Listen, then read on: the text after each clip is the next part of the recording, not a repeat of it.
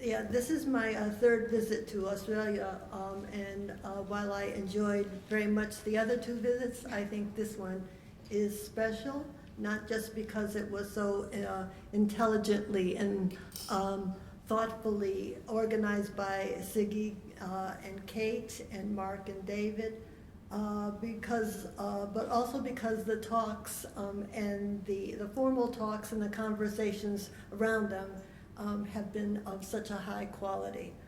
I was going to say something about the Umbra, pretty much what Siggy said, but I would just underline the fact that we had a difficult year, first year trying to found the journal. We really weren't getting our footing, and Siggy and Sam stepped in and made a great intervention, and which set the journal on track, and I think made it the influential journal that it turned out to be. And I will also say that my students at Brown are not used to the fact that they don't get any break either. So that's something, I guess, that's noted about the way I teach. No one gets out. Okay. I already need water.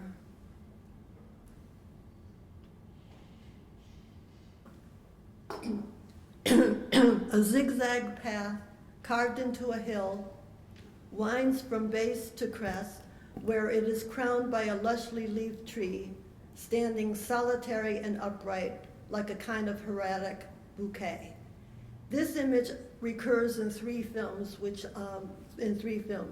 Where is the Friend's House?, Life and Nothing More, and Through the Olive Trees, which critics refer to as the Coker trilogy simply because they were all set in the same location, the village of Coker in northern Iran. Easily mistaken for a found image, part of the natural geography of the actual setting of the films, the recurrence of the image would seem not to raise questions or require explanation. And yet, there can be no confusing this image with natural geography.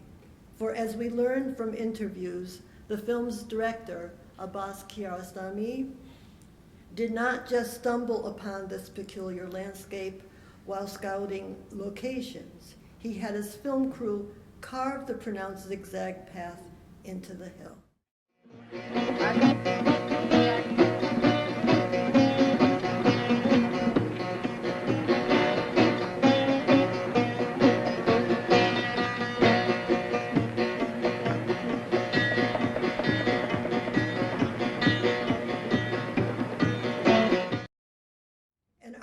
An artificial landscape, then, inserted by Kiarostami into the natural setting, it replicates, as it turns out, a miniature found in a manuscript executed at Shiraz in southern Persia at the end of the 14th century. In the miniature, just as in the Coker trilogy, a sinuous path curls up the side of a hilltop, atop which sprouts a single flowering tree. This miniature graces the cover of Spiritual Body and Celestial Earth, a book on Islamic philosophy in which the book's author, the influential Iranologist Henry Corbin, praises the miniature as the best illustration which has come down to us today of what he calls visionary geography. Distinct from natural geography or physically situated space, which is organized according to pre-established coordinates, visionary geography is instead situative, neither purely abstract nor purely concrete and sensible. Visionary geography is a third or intermediary realm between the abstract and the sensible. It functions as a forecourt of sensible reality, as the origin of actual spatial references and that which determines their structure. In this realm, the sense perceptible is raised and pure intelligibility is lowered to the same level. Matter is immaterialized and spirit corporealized. Or, to use a term currently in favor, Corbin adds, an anamorphosis is produced. And we know what the current favor is referring to. In Arabic, this intermediate space is called alam al-mithal. Corben translates it the imaginal world. Theorized under different names by different philosophers, the imaginal world was only recognized as a fundamental concept of Islamic philosophy thanks to Corben's decision to gather the disparate reflections under this one name. In the words of Christian Jambet, Corben's most influential follower, this felicitous translation opened a new path in the study of Islam and gave us nothing less than a master signifier with which to decipher the meaning and destiny of the Islamic soul. But Corben did more than restore the concept to its central place in Islamic thought. He became its vigorous advocate and bemoaned the consequences into the present of its regrettable loss. In his estimation, the year 869 AD, that is the year of the Fourth Council of Constantinople, was a decisive turning point, for from this moment on, the mundus imaginalis fell permanently under the penumbra of its anathemization. So, what happened during the council to inspire Corben's lament? The way was cleared for the acceptance of the, a little bit of church history's coming at you. The way was cleared for the acceptance of the filioque clause into the creed. This clause, which states that the Holy Spirit proceeds from both God the Father and from the Son, accorded Christ equal divinity with the Father, and thus abolished once and for all the tripartite anthropology of spirit, soul, and body in favor of the simple duality of body and soul. And from this moment on, Corben argues, the way was open for the Cartesian dualism between thought and extension. That is, from this moment, it became impossible to conceive of spiritual forms in the plastic sense of the term, to conceive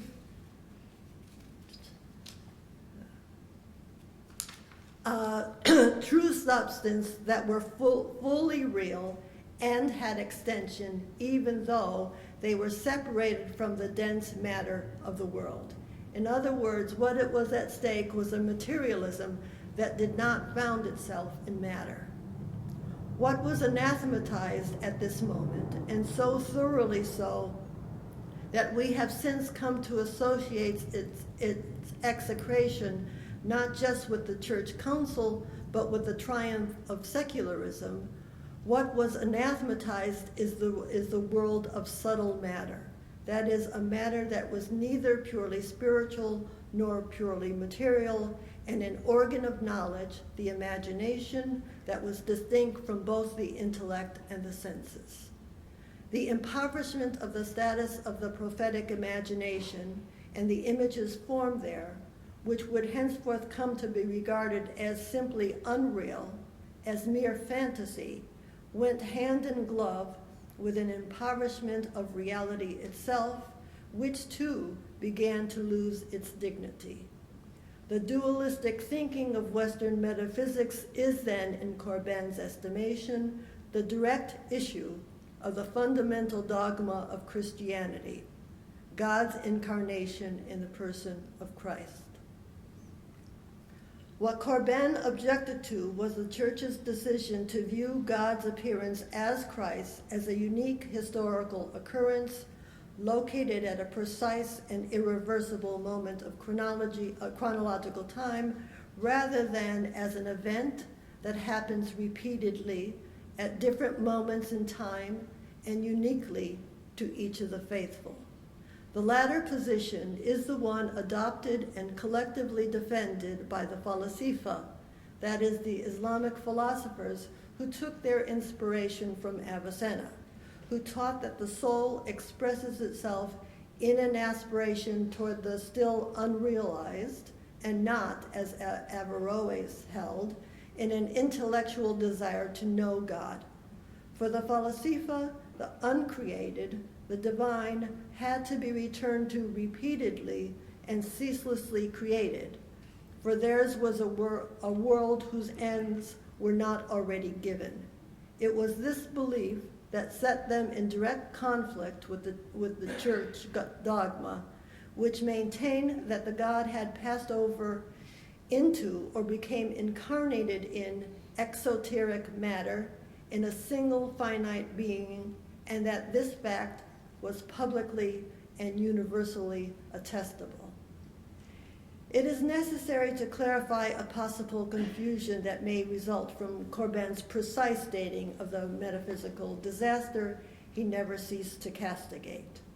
The Synod of 869 is notable not only for having thrown its support on the side of the filioque clause, but also for reaffirming support for the iconophiles, who had battled the iconoclasts in two long and bitter wars between 730 and 787, then a kind of a ceasefire.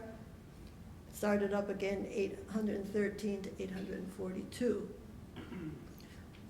Bitter battles over the status of the image.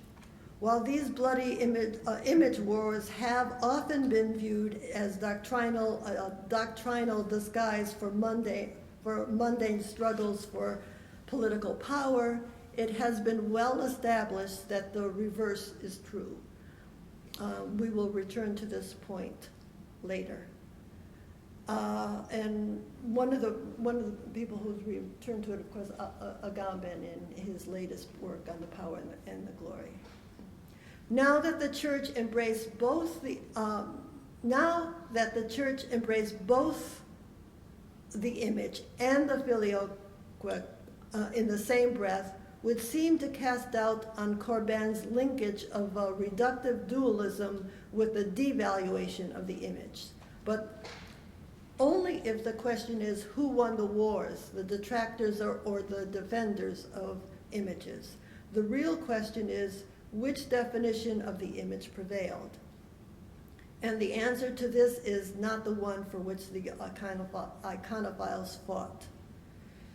The question the iconophiles had to confront was, how can material man-made images be conceived as images of a limitless, immaterial God? The answer given, for example, by St. John of Damascus was that icons do not give us direct knowledge of what they depict, but instead allow us to see that the depicted lay hidden. The primary function of the image is thus for John and other iconophiles to drive a hole or an opening into the visible world through which the invisible might shine through. The Fourth Council of Constantinople abandoned the terms of the original debate, however, for what was at issue was no longer the difficult question of God's image. How can there be an image of God? But the simpler one of Christ's image. Not Christ as the image of God, as it was formerly, but Christ's image itself as a pedagogical tool. That is to say, in 869, a pedagogical imperative took over the earlier debate and was responsible for elevating the image to the status of the Word. Images of Christ were now revalued for their ability to depict for the skeptical illiterates who made up a large portion of the church's membership the historical events of Christ's life on earth, his unique status as the image of God. Not only did this shift dissolve the Trinitarian conception of the divine, it dissolved, too, the entire tissue of relations between God and between God and man, which the image conceived as icon had opened. No longer epiphanized in the variegated likenesses of men, no longer a multiplier of images, the one God now became congealed through his instantiation in the single image of Christ. Images were now accepted by the church on the grounds that they performed the function of representing the unique historical events of the life and death of Christ the image. The effect of this was epoch-making. For all at once, images lost their translucency and became opaque. Iconophiles valued icons for the way they allowed the light of the hidden, the withdrawn, to illuminate another space, a place of metamorphosis from which the new emerged. While the source of light preserved its absolute obscurity, its strict incognito. Once images were revalued for their illustrative rather than their illuminating function, they were no longer conceived as portals, passageways between the invisible and the visible, and came to be regarded instead as if they were themselves the light that revealed them and made them visible. At the moment it ceased to shine to images from an invisible source, the meaning of light itself shifted. Once conceived as the phenomenon designated by the Latin lumen, light was now reconceived as lux. The difference can be stated in the following way. Lumen was attributed to an invisible source. The dazzling brilliance with which it became manifest at each image locus was such that it rendered them that image unique or singular. In contrast, the point from which lux emanated was no longer real, but abstract. When Corbin complains that the dogma of incarnation commits a grievous error by turning God's appearance, his image, into a publicly and universally attestable fact instantiated in an object or an exoteric matter, he is objecting to the way that dogma deluminated the world, bathing it in an abstract source of light that shone indiscriminately on every object. Lux lights a world with no hidden dimensions, a world in which all can be revealed. For when no distance separates what is seen from the invisible source of illumination, then everything can come into the light or become objective to itself in reflection. Islamic philosophy is a philosophy then precisely of illumination, that is, of lumen. The locus of illumination was said to be the soul, the inwardness unique to each individual who maintains a relation to another dimension. But these terms will lead you astray, and so we will turn to them later to clarify. Now, if these historical alterations of the conceptions of images and light did in fact take place after the Fourth Council, we should be able to provide evidence of this and thus to show what was lost. As it happens, we don't have far to look. We find it in the very place one would expect to do so, in the changing iconography of Christ.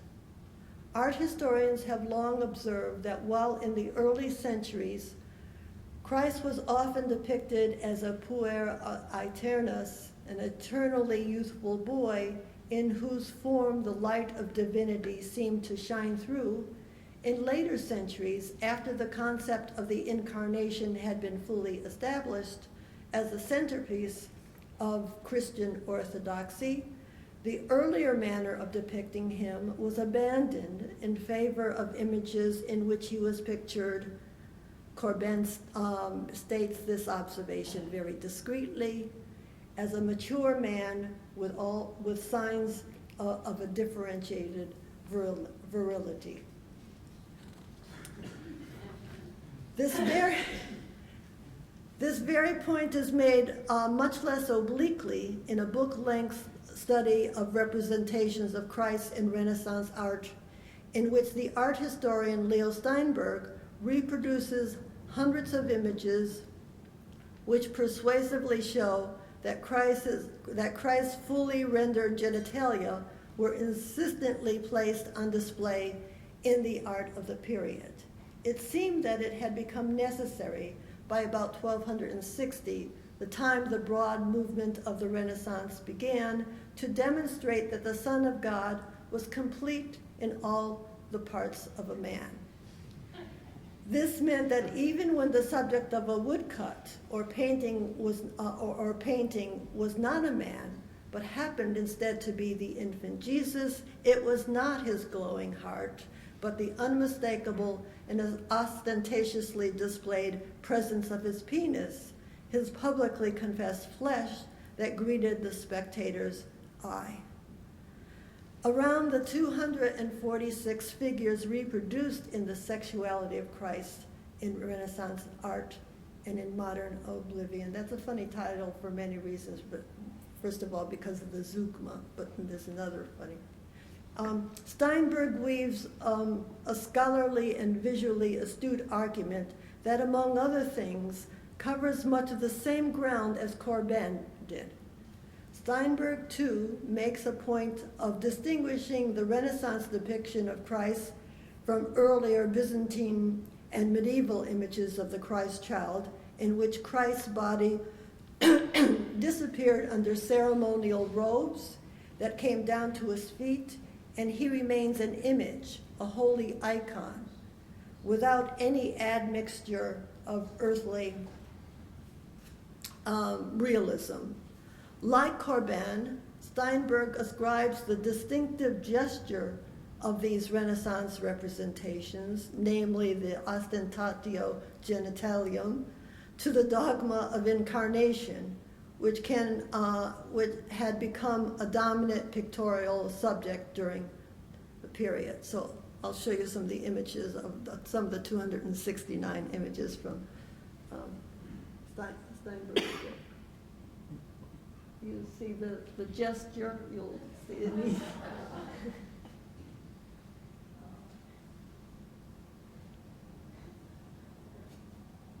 and the displaying, purposely.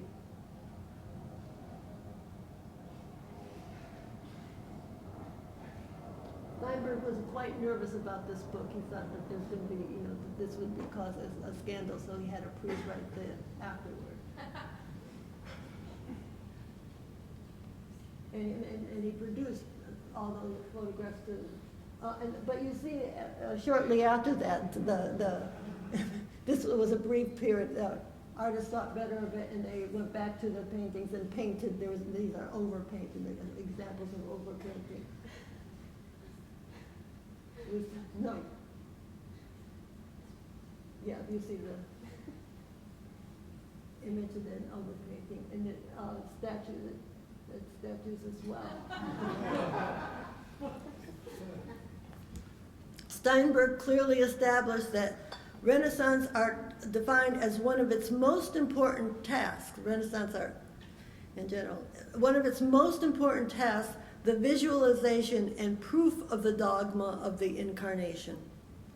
The Iranologist Corbin and the art historian Steinberg both assert that the fervor behind these later representations of Christ was fueled by a need to quash a principal doubt that still threatened incarnationist theology. Here is Steinberg. Since the incarnation draws its effectiveness from responsive faith, it would have forfeited that effectiveness had it been open to legitimate doubt. Without proof of blood, the flesh assumed by the Godhead might have been thought merely simulated, phantom, deceptive. Such indeed was the pestiferous doctrine advanced more than 1,000 years earlier by Docetists, those who held Christ's assumed body to have been spiritual, not carnal, so that he only appeared to be suffering. Now, here precisely is where the art historian and the Iranologist part ways.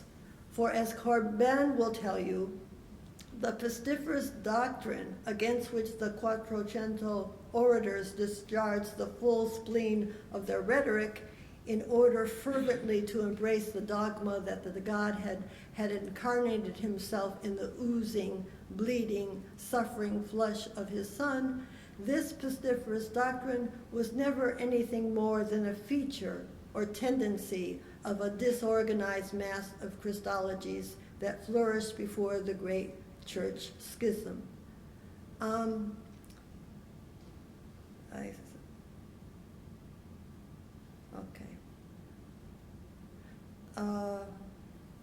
see, I've written it. The project of Corbin differs from that of the art historian because he defends this tendency, and in doing so transforms it into a resolute feature of the traditional Orient, which vigorously challenges the idea that the divinity made only one appearance at one historical point in time. The term Docetism, it comes from the Greek word dokema, of vision or fantasy, but also expectation, and from the verb dokeo, to appear, show itself, but also imagine, credit, expect. Docetism was explicitly denounced by the church as apocryphal for the reasons Steinberg gives. Let us examine, therefore, I'm sorry, I'm just trying to get rid of this. A passage from the Quran in which the claim that the Jews killed Jesus Christ is unequivocally denied. That passage reads like this: "They neither killed nor crucified him, though it so appeared to them. Those who disagree in the matter are only lost in doubt. They have no knowledge of it other than conjecture." Corbin describes this passage as Docetist. No matter that its doctrinal status and affiliation with any school are both disputed, the Docetist assertion still strikes believers as pestiferous. For that Christ could not have been killed nor crucified because he never actually existed, that what witnesses saw was not a divine reality but a mere phantom simulated, is a claim that seems to touch on a core Christian belief and thus risks being read as a religious and political insult on a grand scale. Fully aware that this passage and his defense of it have the capacity grievously to offend, Corbin nevertheless insisted that it is not the passage, but the monotonous and misguided derision of Docetism that is the source of the problem, and for this derision manufactures a misreading of the passage's intent. The Quran does not deny the existence of Christ, his divine reality, or the reality of his suffering. What it does forcefully deny is, one, that man has the capacity to kill or eradicate the divine, and two, the divine enters into or incarnates itself in a body or a world as in a container or tomb. In the Docetic conception, the divine does not enter into, but comes to the level of the world, and because it does, the world ceases to be an enclosure, a container. The world opens, erases its confines or perimeter, and spreads out infinitely in time. The Islamic philosophers who exhibit this Docetic tendency adamantly maintain that the other world already exists in this one. A far cry from the other world of dogmatic religion, theirs has no beginning or end, but is instead perpetually engendered in this world. While the world is existentiated or comes ceaselessly into existence, there is no creator, solitary and outside of time, who brings it into existence out of nothing. From this, it is possible to see that far from degrading reality by making it an appearance, as its detractors charged, Docetism. On the contrary, as its detractors charge, Docetism, on the contrary, transforms reality into appearance, makes it transparent to the transcendent manifested in it. Thus, Docetism attaches no value to a material fact unless it is appearance, that is, unless it is apparition. In brief, Docetism argues for the existence of a material apparition. This means that it argues for the appearing or becoming of appearance, the emergence of the new out of the existing world. We will need to say more, however, to elucidate this notion of material apparition, of a materialism that challenges much of what goes by that name today. Materialisms of various stripes often have recourse to some notion of the body distinct from mind. In Steinberg's book, What Is At Issue is the Material Fact of Christ's Body, or as he expresses it, that is to say, Steinberg expresses it much too precipitously, the sexuality of Christ. That's the other funny part of the title. By harnessing its theological impulse to the attestation of the utter carnality of God's humanation, Steinberg avows, Renaissance artists confronted the incarnation entire, upper and lower body together, not excluding even the body's sexual component. I would argue instead that by exposing Christ's genitalia, these artists inadvertently brought into focus a crucial distinction between the body in its material density and the body as material apparition, that is to say, the sexualized body. Steinberg puts too much store in a dogmatic conception of the flesh, and it is this that prevents him from seeing that what was at stake for Docetists was something much more in line with the notion of sexuality that psychoanalysis would develop. I will not pursue this point here, but will instead return to our primary topic, which is the cinema of Kiarostami.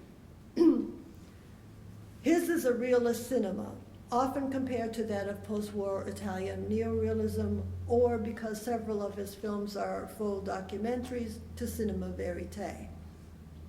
I will propose, however, that his documentary impulse is distinctly docetic, that what he tries to make appear or show itself in his films is an illuminated reality. To introduce you to this work, I will take an unusual path by beginning with his only apparently slight 1983 film, Fellow Citizen. Set in an area of Tehran that has recently been closed to traffic, it consists entirely of a string of special pleadings, convoluted excuses, and most likely outright lies with which desperate motorists hope to be able to convince the traffic officer on duty to allow them to pass through the barrier. None of the motorists displays any disrespect for the officer or for the law. Indeed, what is striking is the way a kind of faith in their pact with the law seems to invite the incredible ingenuity with which they attempt to get around it. The consistency of the responses, not one fails to engage in ruse, in combination with the demeanor of the drivers, leads us to understand that what we are witnessing does not go under the name of exception. None of these citizens, the title defines them as such and thus links them to the law and to state power. Not one of these citizens considers him or herself to be above or outside the law. Rather, they seem to take it for granted that the law is not all. That is to say, that there is in the law something that is not decided by law. Call it wiggle room. wherein they are emancipated from obligatory conduct. One by one, the cars pull up from the back of the screen to the foreground where the traffic officer stands guard, and one by one, each spins some small or elaborate tale of why they should be let through before being turned back. Their fellowship seems therefore to depend not on their being able to enter some inner sanctum or breaking through a barrier, but precisely in their acts of guile and their dispersal. Recall a point briefly made earlier regarding the long drawn-out Byzantine wars, fought with enormous historical consequences over the nature of the image. The warring factions sought, we said, not simply to grab political power, but more importantly, to account for it. That is, the wars were a bloody struggle over the definition of the symbolic function of political authority. The iconoclasts held a position known as akrabeia, which is basically what we call strict constructionism. It favors exactitude, the rigorous application of the original intent of laws without concern for changing circumstances. The iconophiles took a different view. They held that there was an economy of political power, where economy refers to an act of dispensation, of arranging or ordering, whereby divine authority disposes or distributes itself in history in relation to the whole of creation, including the church and its fathers. Economy concerns thus the nature of the link between spiritual and temporal power, law and everyday reality, the visible and the invisible. Among the many meanings of the term economy, which are dispensation, plan, arrangement, providence, others just as fundamental stick out in this context, in the context of our discussion. Those are guile, lie, ruse. Throughout his films and in several published statements, Kiarostami has insisted on the importance of the lie, which is, he claims, the only way of getting to the truth. But what meaning can truth have if lies are our only access to it? And what can truth mean in the, after all, realist world, film world of Kiarostami, which makes no reference to another world in the dogmatic hierarchical sense, no reference to a first principle or a final cause to which this world would be subservient. Without these, there can be no measure of truth, and thus it would seem no truth. But if the realist principle subtending his films obliges Kiarostami to admit no world but this finite one here, it does not oblige him to embrace the nominalist contention that this world consists only of finite things in themselves, big eternal ideas such as infinity and truth be damned. Kiarostami would be the first to admit that there are only things in themselves, except, he would want to clarify, there is the imaginal world, hence truths. In this context, except clearly does not mean to say that the imaginal world is set outside and above this one. Rather, it is the other world within this one, of which we spoke earlier. But although it is among the things of this world, it is not one of them. For simply put, the imaginal world doesn't exist. It is not another existing thing, but what inexists between them. It is conceived as the power of constraint or of separation. It is the constraint of the law that holds itself back from unfolding all at once, and the separation of things of this world, which prevents them from forming a continuous block, one phenomenon being the cause of another, which in turn causes another inexorably. This last is the definition of determinism, law without wiggle room. It is also the definition of iconoclasm, which in being a rejection of the icon was also a rejection of the economy of power. The films of Kiarostami are reflections on the ontological status of the image. They reintroduce us to the power of the icon and the imaginal world. In a world increasingly controlled by imaging techniques, where images proliferate and command a growing share of our attention, his films are remarkable for diagnosing the problem from which the modern world suffers as a dearth of images. Too many images, too few icons. One of the main maladies of his frenetic characters is their sometimes debilitating lack of an image. His brilliant 1990 film Close Up provides the clearest illustration of this. In this film, Hüseyin Sabsiyan, a mostly unemployed printer and Turkish member of the Mostasafen, which it means the downtrodden class, which the Islamic Revolution was supposed to have lifted up but did not, the dispossessed, betrayed yet again, this time by the regime that replaced the Shah, finds himself in a sad situation. Having fallen through all the cracks in the system into near total obscurity, Sabsiyan longs to gain a foothold in the visible world. And yet, because he has no clear sense of what a true image is or how one comes to acquire one, he commits a crime that has no chance of succeeding: image theft. To have an image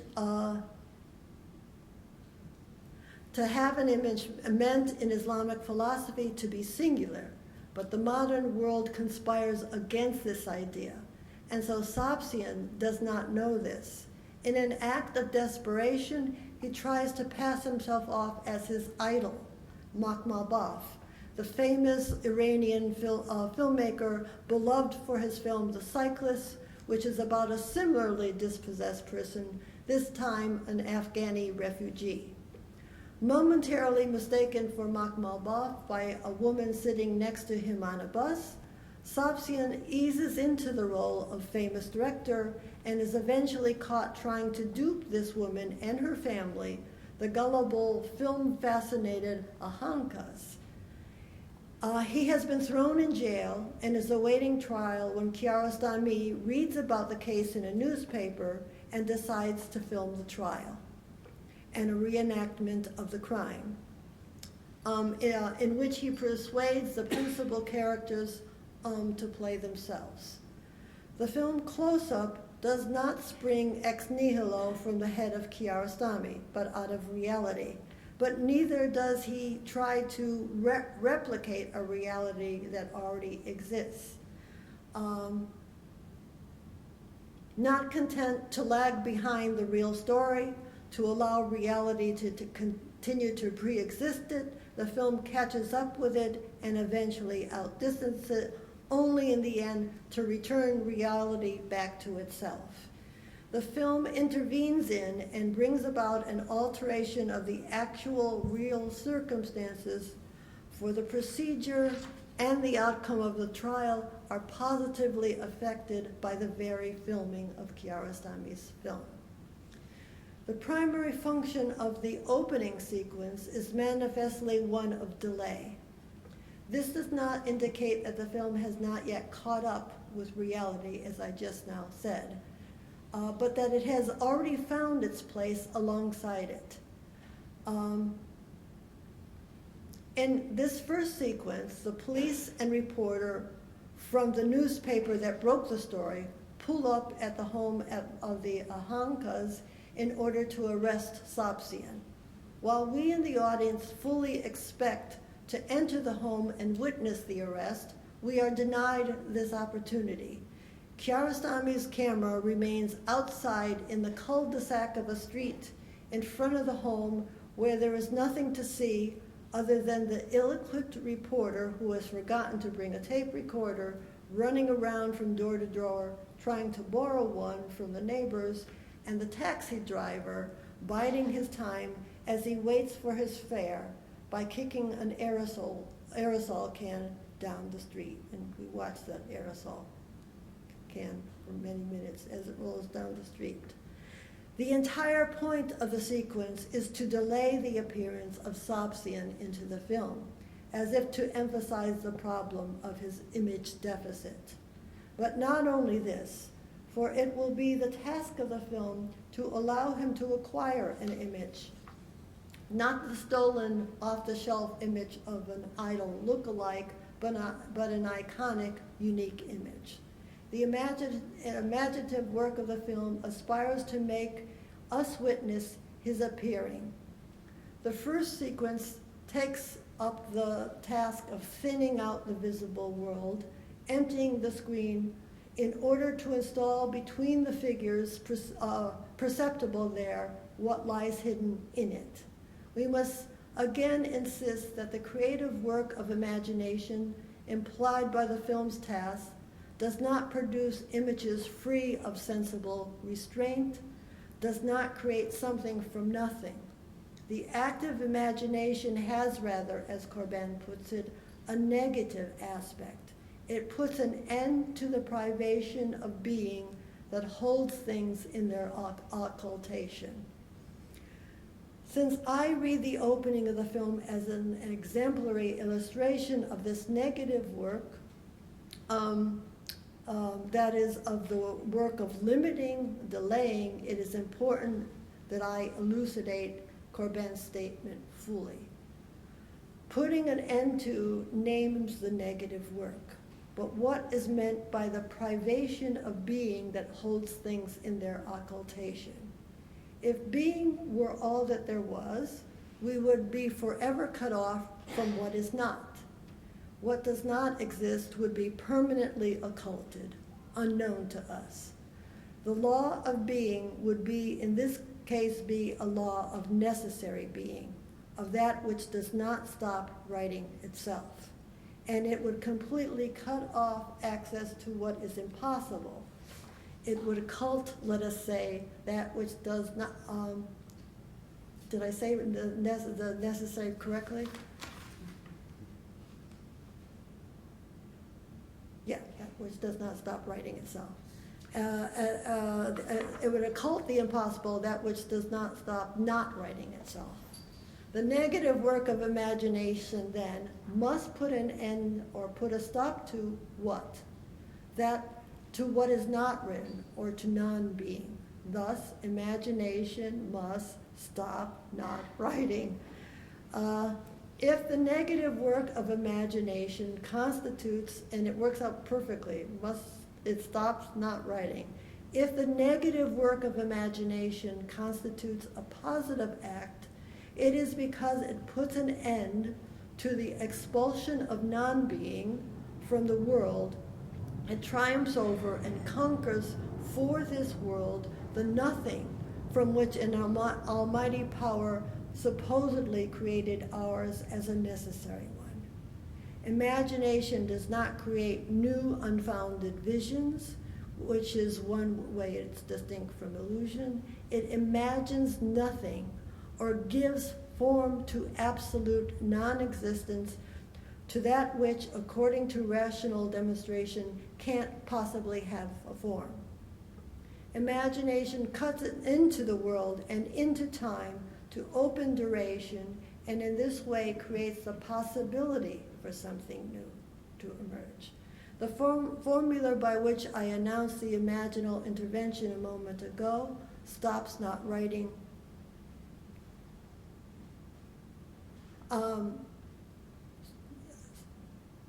stops not writing, sounds strangely truncated without issue for this reason. Imagination doesn't go beyond this by writing something new. What it does do is introduce contingency into the law. It makes possible an economy of law. This then becomes a definition of what is meant by the economy of the law, that it has a contingency included. And this, as they say, is not nothing. In the similarly truncated phrase of Bartleby, I would prefer not to, you will now be able to recognize the work of the imaginal. Clearly absent from his enigmatic phrase is any intention. This is because imagination empties the soul of world in order to submit it to the receptivity of what is not. In other words, through imagination, the subject is submitted to the latency of being, to a state of passion in which he remains nevertheless active.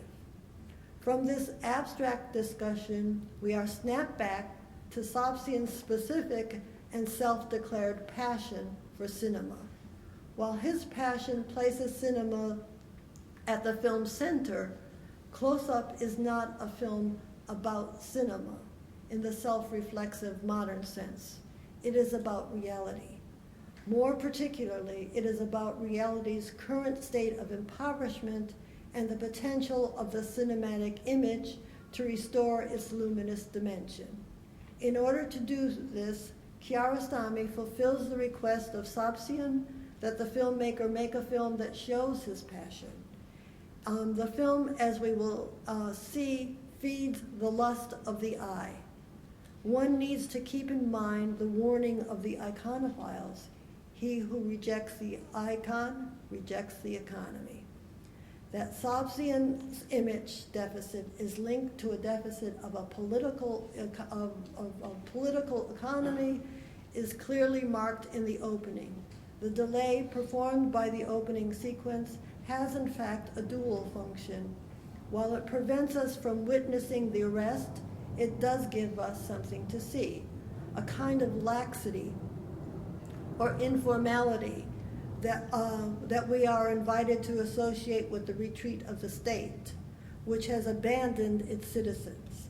Sobsian's complaint, as it turns out, is not isolated. The taxi driver, we learn, is a former airplane pilot who has lost his job. The police drive up not in an official van, but in a taxi. Soon we will learn that the sons of the well-to-do Hankas also are unemployed. These are all signs of the failed revolution, which turned its back on those who fought for it. The laxity of the law does not, this laxity of the law does not mean that it is not still in force, but its force holds its citizens at a distance. The second function of the delay, as I began to argue,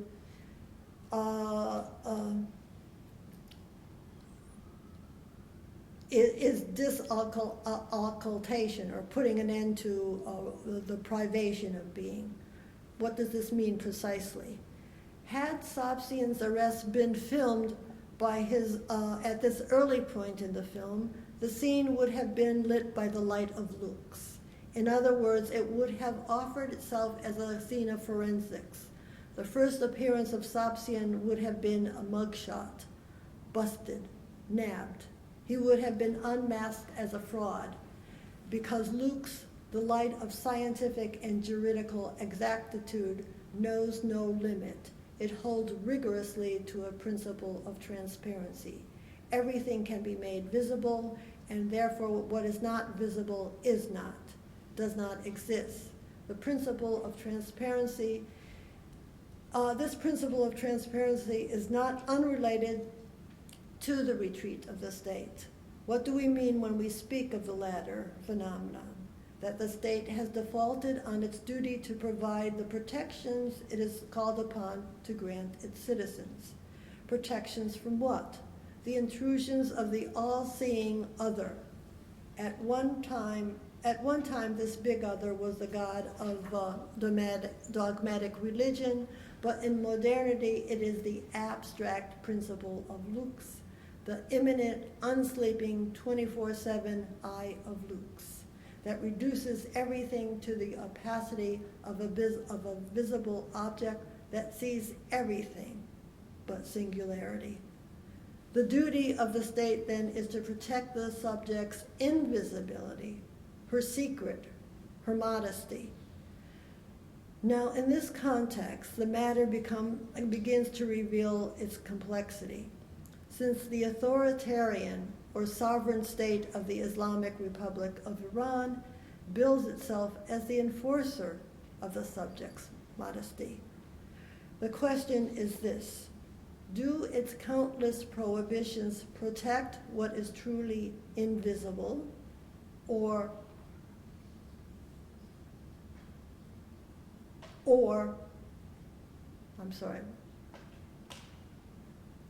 does it protect what is truly invisible, or what is visible but should remain unseen? We have stumbled on the question of the flesh once again, have we not? The question of sexuality comes up again because sexuality is something that remains invisible and cannot be exposed. Later, Kiarostami will interpolate into the trial proceedings at the Film Center a scene in which Sapsian's arrest is reenacted, but the delayed reenactment has a dramatically different effect than it would have had in the opening of the film. Rather than entering the house alongside the police, rather than intruding in on a scene that has been taking place before it arrived, the camera in this time is positioned inside, present from the beginning. This will not be a scene of forensics in which the culprit is surprised and caught, exposed to the penetrating and defining gaze of an abstract authority. The image of Sapsian is here not a frozen mugshot, but a moving image in the most fundamental sense. The scene, one of pathos. Not only Sapsian, but also the Ahankas again play themselves, but something is askew. It's not that they seem less natural, but they do appear to be out of sync with their own roles, which is to say they appear to be out of sync with themselves.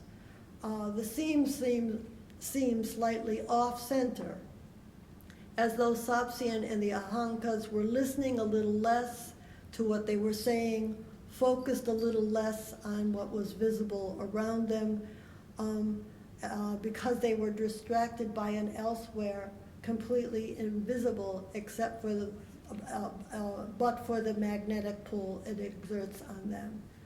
There is in the scene a kind of abstention of the eye and ear in favor of another mode of looking and hearing. It is, of course, the delay and the trial inserted in it that accounts for the peculiarities of the belated scene. To film the trial, Kiarostami adopts a unique technological strategy. He uses two different cameras, one a distance and the second a close-up camera. The first records what is admitted as evidence by the court, the second what is inadmissible, Sapsian's passion. The temptation to be avoided at all costs is to see the first as objective, the second as offering access to the inner core of Sapsian's being, to the solitary truth of its posturing public facade. Kiarostami once made a general remark that turns out to be especially relevant to close-up. We have a saying in Persian when somebody is looking at something with real intensity: he had two eyes and he borrowed two more. These borrowed eyes are what I want to capture. That's what Kiarostami said that. It continues, the eyes that will be borrowed by the viewer to see what's outside the scene he's looking at. What is outside the scene is so in a radical sense. It is invisible not merely temporarily, but in its non-essence. The second pair of eyes is the docetic pair. for they document the invisible while safeguarding its invisibility. The Persian saying Kiarostami invokes is less quaint than it sounds, for behind it lies the distinctive economy of Islamic philosophy, the elaborate theophany through which it opposed every form of unilateral monotheism. It begins, let us say, with the retreat of God, which I want to argue operates in marked contrast to the retreat of the state. At first, this retreat would seem to produce nothing other than the apophatic God of negative theology, featureless, unerring, unknowable, limitless. The hidden God of Muslim theosophy did not withdraw to become a transcendent first principle of the world, however, for he yearned to be known, as the Hadith has it, and thus created creatures in order to be known by them. The yearning marks a strange doubling of the divine, which not only withdraws into an impenetrable incognito, but also, and almost by the same token, appears in the world in order to become, in his creatures, the object of his own knowledge.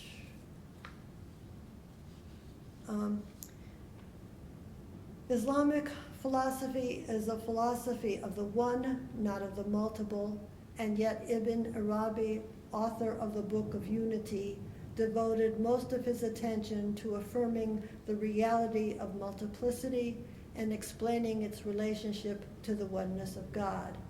God, in his essence, is absolutely one from every point of view, but as soon as this is said, someone has said it, and so in effect, the reality of the other has to be affirmed. This is the crux of the difference between Docetism and the incarnationist position.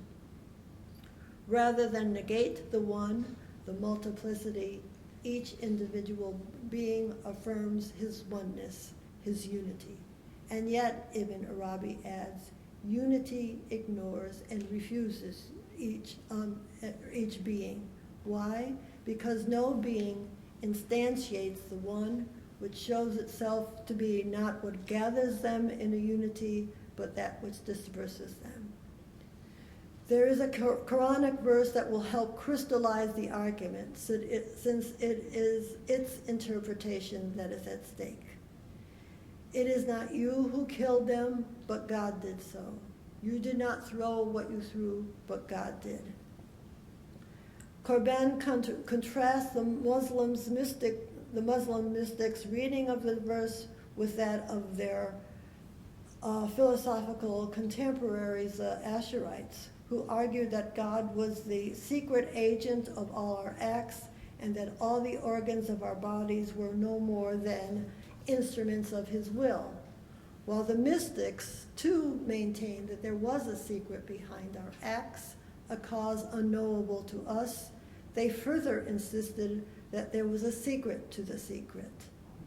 And in order to forestall an infinitely regressive search for a cause, it may be necessary to state this even more paradoxically. The secret of the secret is that there is no secret. That is to say, that the secret cannot be unveiled. The result of any such unveiling or supposed unveiling is a demodalization of the world. For what is thereby lost is a potentiality, contingency, the very plasticity of the world. For the secret of the secret is that neither God in his sovereign isolation from us, nor we in our self-enclosed isolation from him, is capable of any real change.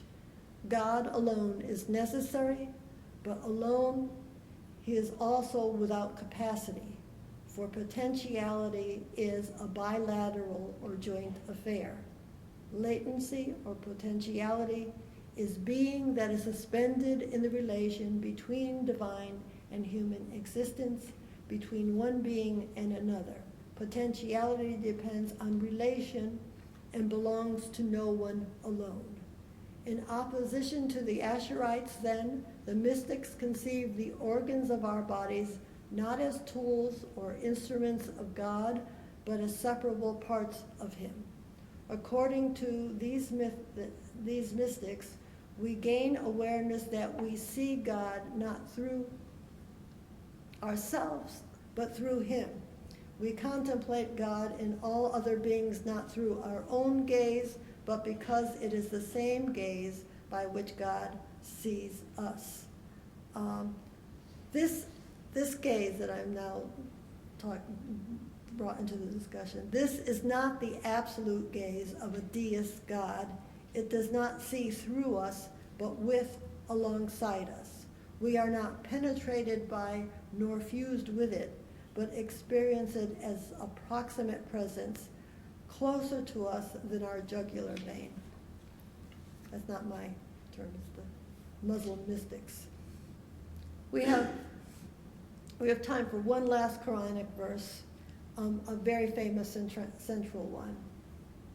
He has set two seeds in motion that flow side by side together with an interstices between them, which we cannot cross. The term interstices translates the Arabic term barzakh, a fundamental concept of Islamic philosophy and another name for the imaginal world. Ibn Arabi defines it in this way. A barzakh is something that separates two things while never going to one side. Any two adjacent things are in need of a barzakh, which is neither the one nor the other, but which possesses the power of both. The barzakh separates a known from an unknown, an existent from a non-existent, a negated from an affirmed, an intelligible from a non-intelligible. From this you should see that the line that defines the image icon is not one that vainly tries to circumscribe a limitless being, but one that makes a cut in this world. Rather than limit the infinite, it opens the finite to the infinity of active relating. The icon does not give us something to look at. It creates an aperture through which we are passively and passionately submitted to what was sometimes called the Barzakhi I. To have a self-image, a sense of oneself, is not to know oneself or have an identity or know how one fits into the world, but to have a feeling of oneself as being in active relation with others, and therefore to be an enigma to oneself. The extraordinary achievement of close-up is to have lifted Sapsian out of his isolation, his lack of employment in the world, to have illuminated him, if only briefly.